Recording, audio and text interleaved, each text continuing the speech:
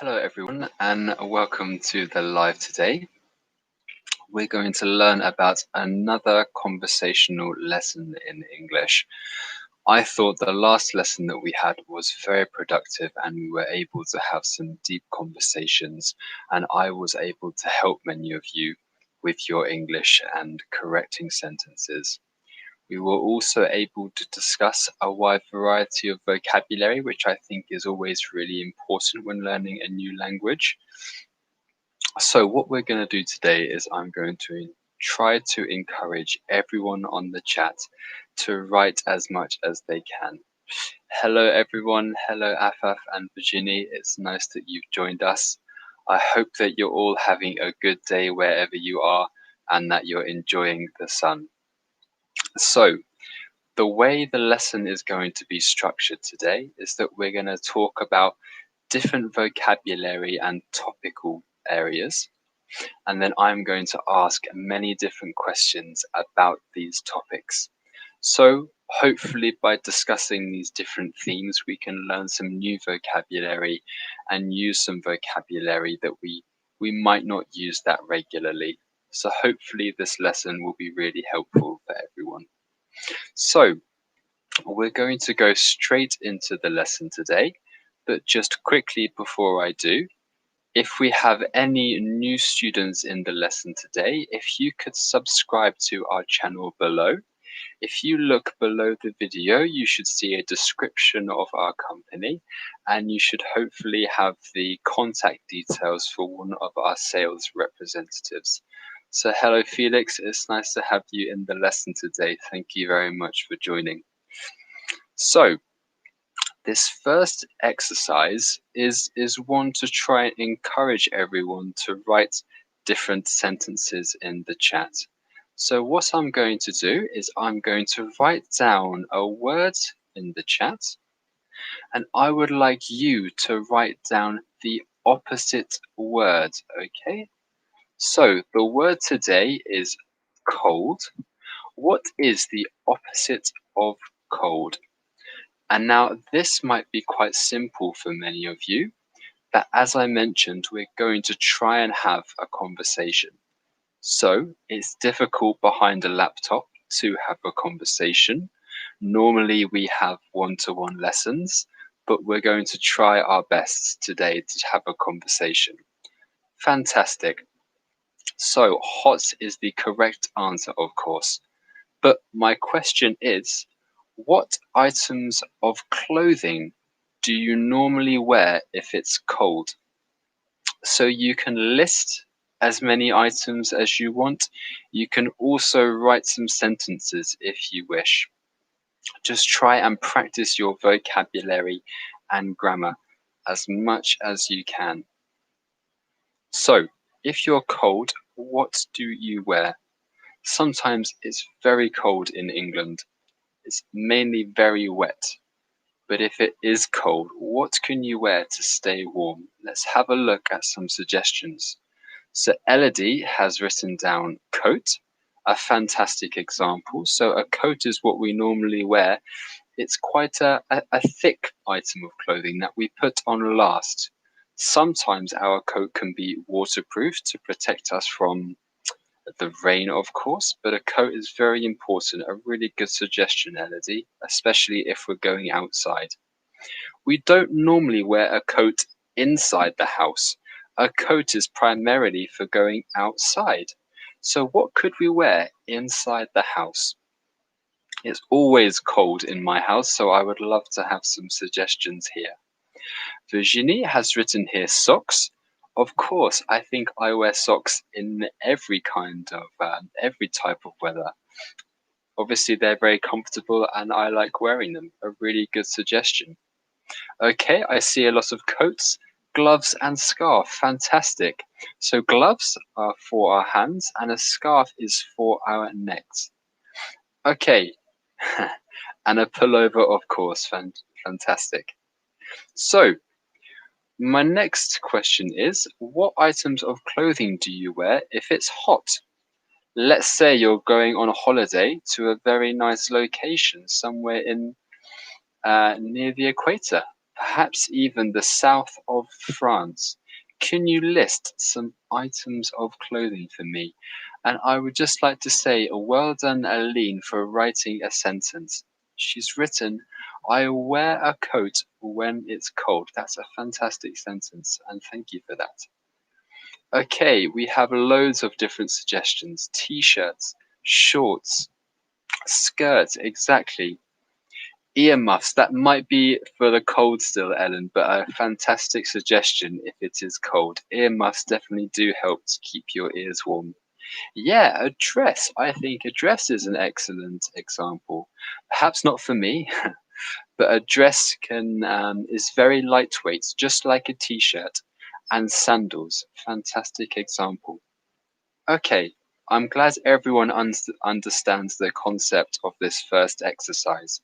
We had cold, and the opposite was hot. Let's move on to the next word.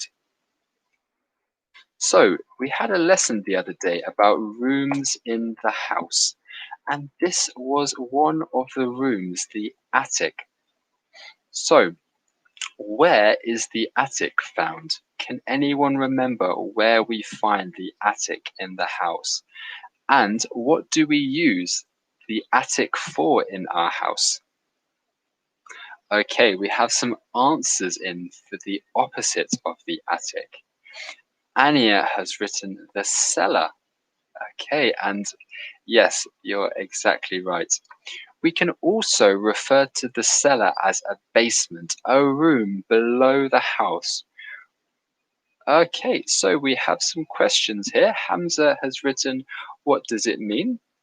Of course, Hamza, no problem. An attic is the storage area at the top of our house. So I am in my bedroom now, and just above me is the attic. I can store old clothes, I can store old pieces of furniture. So it's a place for storage normally at the top of the house. So if we're thinking about the opposite of attic, it's something below the house, something that's normally under our house, and that would be cellar. So we have another question from Sandy. Welcome to the lesson, Sandy. Earmuffs, they look very similar to this, Sandy. So earmuffs are normally made from wool. I can't see any wool here to show you, but it's quite a thick material that helps keep us warm. We put these earmuffs over our ears. It looks just like this, and it helps to keep our head and mainly ears warm. I hope that helps, Sandy. So, exactly, the attic and the basement. The next word is rich. What is the opposite of rich? And now I have some questions about this and the answer. No problem. And thank you very much, Hamza and Sandy, for asking questions. If anyone else has a question, please do ask. I'm happy to help. So rich, of course, is someone who has a lot of money. We can also refer to someone who is rich as wealthy. Someone who is wealthy has a lot of money. And the opposite of rich is poor. Poor is someone who does not have a lot of money at all. So, my question here in relation to being rich is, what would you buy if you were rich? So please try and write a sentence for me.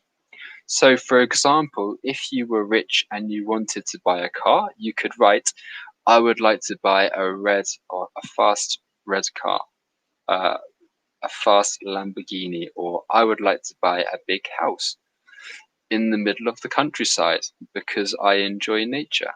So try and write a sentence for me now and tell me what you would do if you were rich. And try and use as much vocabulary and grammar as you could. And you will notice that all of these topics are related to specific conversations you could have with other people. So hopefully it's a good practice. So Anya is the first response I see here. And Anya would travel around the world. That sounds fantastic, Anya. If I was rich, I would most certainly join you for that adventure. Elodie has written here, if I were rich, I would like to buy a house for each member of my family. That's fantastic, Elodie. And hopefully there's enough money there to buy me a house as well. I'm joking, but that's fantastic, Elodie, and a really, really nice suggestion. Hamza has written here, if I were very rich, I would like to visit all, you would like to travel around the world and give money to poor people. That's really nice, Hamza, and I hope you have the opportunity to do that someday. And Aline would buy a house on an island with a swimming pool. I hope I get an invitation to come to your pool, Aline. So fantastic. I tried to correct the sentences as I went along there, and thank you very much for your contributions. My next question is, we spoke of, or I should say, my question was, what would you buy if you were rich? What synonyms can you think of for buy?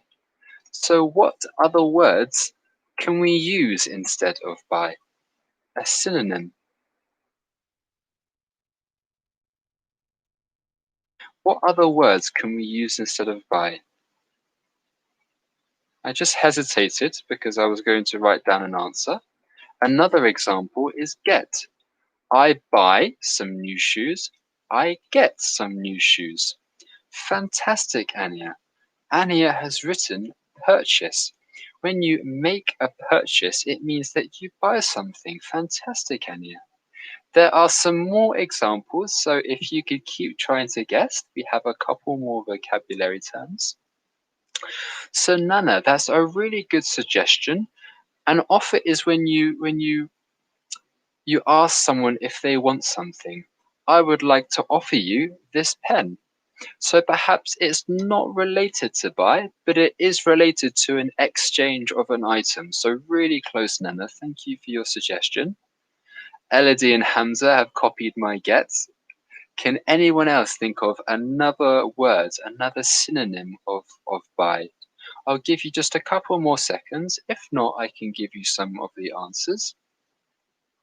And while I'm waiting, Ellen's written a really good sentence here. If I were rich, I would like to help animals. That's fantastic, Ellen. And I love animals too. I hope you get the opportunity to do so. So, synonyms of buy. We have get, purchase. You also have spend, to spend money on something. We can also spend time. I like to spend time with my family. Acquire is fantastic, Sandy. That's a really good example. Pay. We can pay for an item. I pay the rent. That's not necessarily buying, but it's very similar. It's relating to an exchange of money. And obtain. Obtain is not a great example, but again, if I were to say I obtained this watch from this shop, it would mean I bought it from the shop. Okay, so the next word that I'd like you to find the opposite for is mend. So this is a verb, and I won't give the answer. Hopefully it's a little bit more of a test that way. What's the opposite of mend? What's the opposite of mend? Okay, Virginia, I will give you the answer. I just want to see if one of the students in the chat understands what mend means. Okay, so I'm going to help.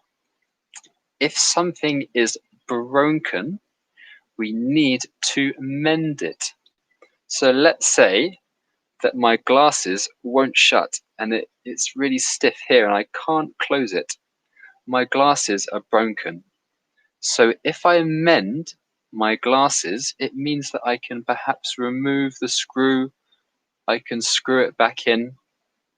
It means to fix. Okay, so if something is broken, we can mend it, we can fix it.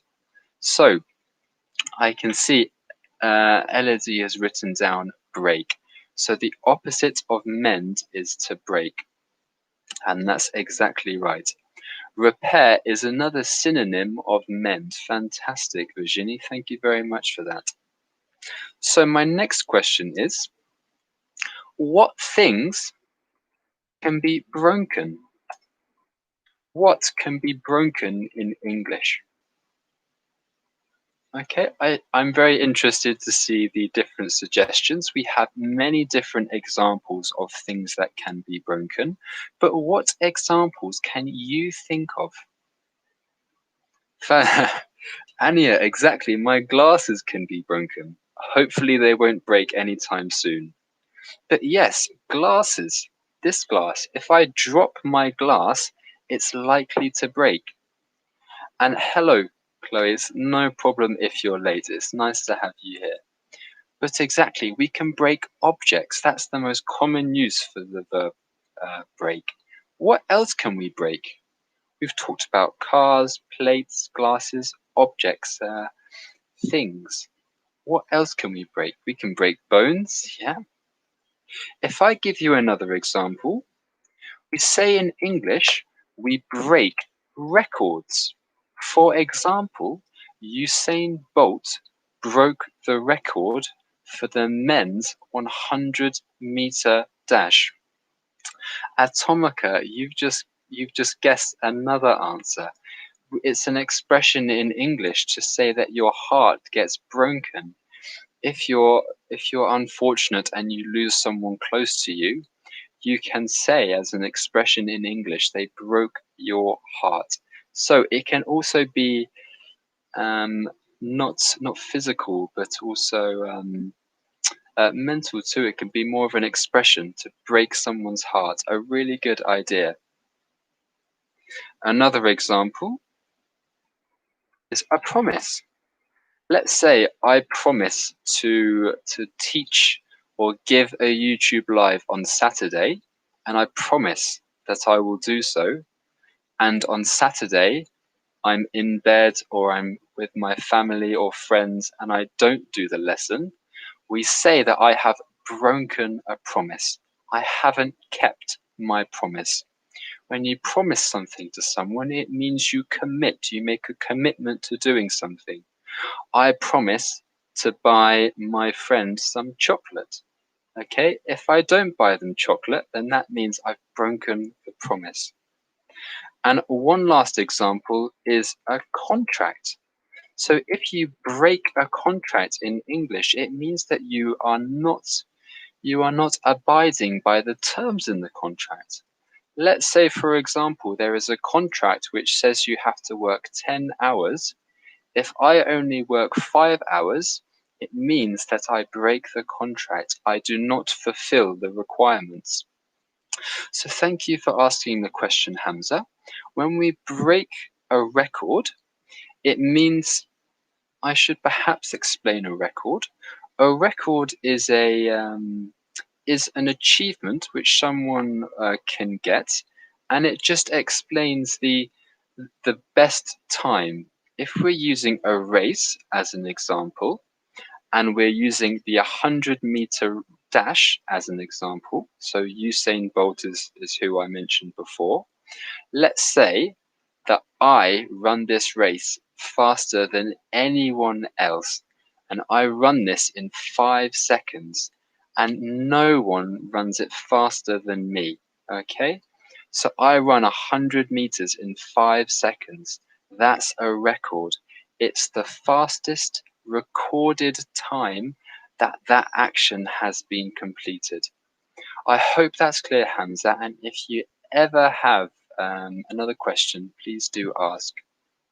So let's carry on. Another exercise I like to do is I like to write a word in my lessons, and I think it's really a good exercise to try and think about other words to describe another word. So try and use your vocabulary in order to describe the definition of a certain word. For example, if I write down the word forest, in this next exercise, I'm going to ask you to describe whatever word I write down. but you cannot use the word that I write down. So for example, I have to describe forest. I could say, it is a place where there are loads of trees. It's normally found in nature, and animals, a lot of animals live here. So there, I've explained forest without using the word. It sounds like a very simple exercise, but I promise it's very difficult, and it really does force you and encourage you to use your vocabulary. So let's try with a couple of examples, and after you describe the word, I might ask, if you can write a sentence for me using that word. So Virginie and Chloe, that's a fantastic example, but I'm going to try and push you to write some sentences in English to describe what the word is. So for example, Elodie has written here, in a forest, there are very tall trees and wild animals. A really good example, Elodie. But again, try not to use the words that I write down. So, the first word that I'm going to write down is guest. What does a guest mean? How would you define the word guest? And remember, you can't write down the word guest, and you have to write a sentence in English defining what a guest is. And this just, if anything, encourages you to make a sentence in English using a broader vocabulary and hopefully broadening your vocabulary. So we have two suggestions from Alain and Corinne. Thank you very much for contributing. Could you write a sentence for me? Could you explain what a guest is? So let's have a look at some other suggestions. Aline has written here, when somebody comes to my house. A really good suggestion, Aline. So you haven't used the word guest, and when someone stays at your house, they are a guest. So that's a really good description, Aline. Thank you very much for that. So Elodie has written, the guest arrives at the party. They do arrive, and you've used the word guest in there, Elodie, but you're right. People who attend a party are guests. A fantastic example. So, Virginie, hopefully you will get a good idea of the definition of the word guest by reading the suggestions in the chat. So Hamza has written here, someone who comes to our home. Fantastic example, Hamza. Chloe has written here, a person who, again, who comes to your home or comes to your party. Okay, an excellent suggestion. Well done, everyone. Thank you. And I can see that nearly everyone has tried to write an answer or give a suggestion, which is fantastic. So the next word. So this word, I think a lot of people get confused quite regularly with how to use this word. So hopefully in this exercise we can clear up all the confusions. So the word is loose. How do we define the word loose? So I'll wait for a couple more suggestions. It's very difficult because this word looks very similar to another word, and that's where the confusion often comes from. Okay, so I've written down the word loose. Many of you have written down the answer as being lose. So there's a slight difference in pronunciation. So if I write them down like this, number one, loose, number two, lose. If you listen closely, number one has a slightly longer sound, loose, and number two is lose. So we have lose and lose. The second one's a lot shorter and they have very different meanings. So, if we look at the suggestions, Virginie has said, I lose my keys. I lose my keys so I cannot enter my house. That's the correct definition of lose. And it's also the contrary, the opposite of win. You are correct for option 2. But the first word, loose, means something that is not tight. So for example, if I take a cable and I tie a knot, okay, it's quite loose, okay? It comes apart really easily. Whereas the opposite of loose is tight. And if I pull it really hard as I can, it's a really tight knot, okay? So when we tie our shoes, we normally tie them really tight. But if we don't pull it tight, and I tie a knot like this, it's quite loose. It will come undone quite easily. So loose is the opposite of tight, okay? When something comes apart very easily. And that could be a definition for the word. Loose is when something breaks apart very easily. For example, a shoelace, a knot, okay? So hopefully we've learned a new word there. But everyone was correct when they were describing word number 2. You can either lose a football game or you can lose a game, or you can lose your keys. It means you do not know where to find them. You're unaware of the location of that object. So Alain has just written here, my trousers are loose. Fantastic. A really good example of the word, Alain. So the next exercise that I'm going to put in the chat now is I'm going to read out a sentence and I'll write it down too so you can all see it.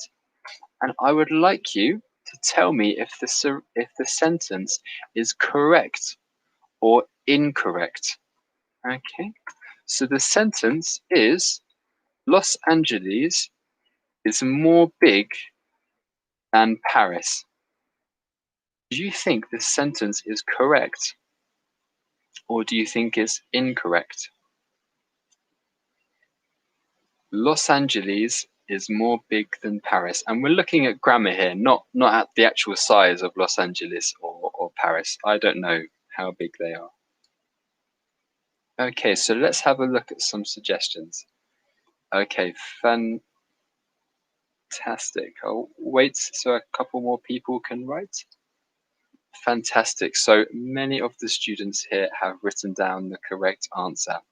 If we're comparing 2 objects, 2 places, 2 locations, we use the comparative form. For example, Elodie is written bigger than. Everyone's written bigger. Ania, Aline, Hamza, thank you very much for the correct answers. We're comparing Los Angeles to Paris, so we have 2 things, and we always say bigger than. Los Angeles is bigger than Paris. It's a comparative sentence. This glass is bigger than this glass. Okay, so bigger than is the correct way to form a sentence if you're comparing 2 things to each other. And Virginie, I'm not sure of the size. Maybe Paris is bigger. I'll look at the map after the lesson and I'll get back to you tomorrow. I can just see a question here from Chloe. Chloe is asking about the definition of loose. So again, Chloe, loose is, I think I saw a translation up here, is ample, okay? So normally if we think about tying a shoe, if you pull your shoelace really tightly and you make sure that knot is really strong, it is not loose, it is tight. But if you tie your shoelace and you don't pull it too hard and it comes undone very easily, we say that the knot is loose. But I think, as Elodie wrote down here, the translation is ample, so I hope that helps. Okay, and the next sentence that I'm going to write down for everyone. There is some books on the table. There is some books on the table. Is this correct or incorrect in English? I think it's correct. Okay, I'll wait for everyone to write their suggestions and see what they think.